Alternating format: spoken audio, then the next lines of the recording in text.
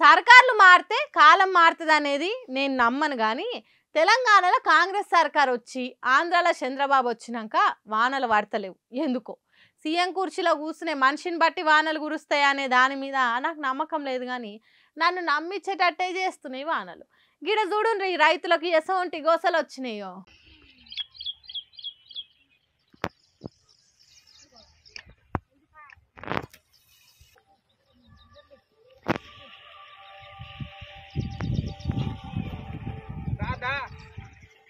అయ్యయ్యో!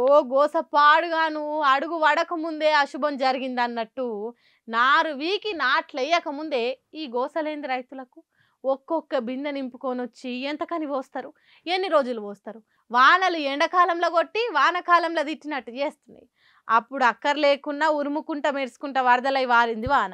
కానీ ఇప్పుడు పంటలు ఎండుతున్నాయి. అంటే సుక్క వాన కురుస్తలేదు. రైతులంతా ఆకాశం దిక్కే చూస్తున్నారు.